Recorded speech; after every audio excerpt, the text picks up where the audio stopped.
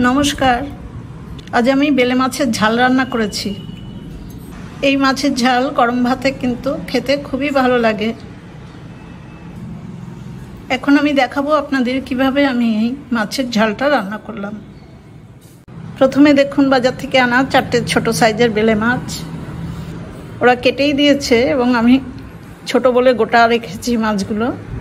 বাজার থেকে আনার পরে খুব ভালো করে ধুয়ে নিয়েছি। এবার পরিমাণ মতো লবণ আর হলুদ এই মাছের মধ্যে ভালো করে মাখিয়ে দেব।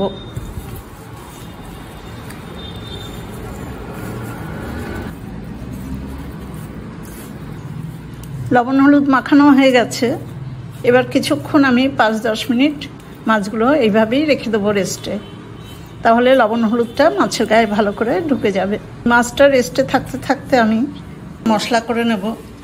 সেজন্য 1 টেবিল চামচ রাই সর্ষে নিয়েছি, 1/2 চামচ গোটা জিরে, কয়েকটা লাল কাঁচা লঙ্কা মানে পেকে গেছে 4-5টা আছে, আর 1/2 চামচ লবণ। এই সর্ষে জিরে লঙ্কা লবণ আমি সব একসাথে ভালোভাবে বেটে নেব। এই লবণটা কিন্তু মশলার সাথে দিলাম, পরে আর রান্নাতে লবণ দরকার হবে না। বেটে নিয়েছি দেখুন।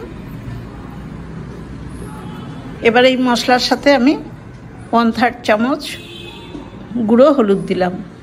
এটা ছোট চামচ, 4 চামচের 1/3 চামচ। এই গুঁড়ো হলুদটাও মশলার মধ্যে মিশিয়ে দিলাম। এবার রান্নার জন্য কিন্তু মশলা আমার একদম রেডি, আর কোনো মশলাই লাগবে না। লো টু মিডিয়াম ফ্লেমে আমি একটা কড়াই বসিয়ে তাতে সর্ষের তেল দিয়েছি। তেলটা গরম হয়ে গেছে।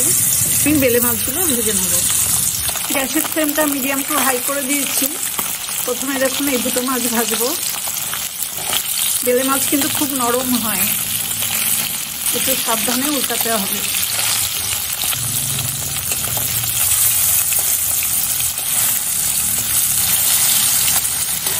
মাছের একটা দিক হয়ে গেছে, আমি উল্টে দিলাম। মাছ দুটো দেখুন খুব ভালো করে ভেজে নিলাম। এই মাছ দুটো আমি এখন তুলে নেব। বাকি মাছ দুটো একইভাবে ভেজে নেব। কটা মাছই ভাজা হয়ে গেছে। মাছ ভাজা তুলে নেওয়ার পর কড়াইতে আমি আরও 1 চামচ সর্ষের তেল দিয়ে দিয়েছি। এবার দেখুন একদম 1/4 চামচ মতো গোটা জিরে ফোড়নে দিলাম। জিরেটা ভাজা হয়ে গেছে। এবার রেডি করে রাখা আমার মশলাগুলো সব দিয়ে দিলাম।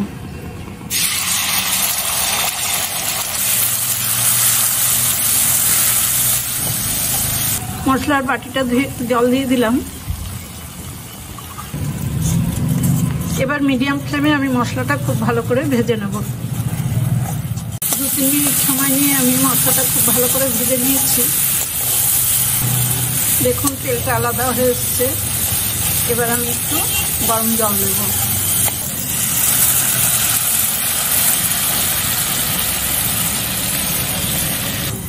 পরিমাণ মতো জল দিলাম। খুব পাতলা ঝোল হবে না। এটা যেহেতু সর্ষে বাটা দিয়ে বেলে মাছের ঝাল রান্না করছি, সেজন্য ঝোলটা একটু কমই থাকবে।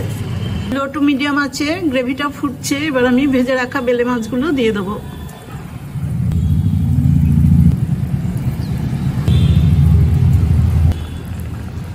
এখন মাছের সাথে আবার গ্রেভিটা খুব ভালো করে ফুটিয়ে নেব। 3-4 মিনিট সময় নিয়ে আমি দেখুন মাছটা খুব ভালোভাবে গ্রেভির মধ্যে ফুটিয়ে নিয়েছি। রান্নাটা প্রায় হয়ে গেছে। সবশেষে আমি কিছুটা ধনেপাতা কুচি করে কেটে রেখেছি, সেই ধনেপাতাটা দিলাম।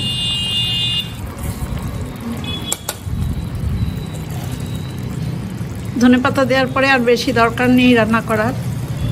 এখন আমি গ্যাসের ফ্লেমটা অফ করে দিয়ে এই বেলে মাছের ঝাল গরম গরম একটা প্লেটে সার্ভ করে দেবো।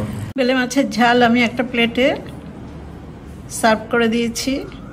গরম ভাতে এই রান্নাটা একবার খেয়ে দেখুন, অসাধারণ লাগে। আমার এই রান্নার রেসিপিটা দেখে আপনাদের যদি ভালো লাগে তাহলে একটা ছোট্ট লাইক আর শেয়ার করে দেবেন। সবাই খুব ভালো থাকবেন, সুস্থ থাকবেন। ধন্যবাদ।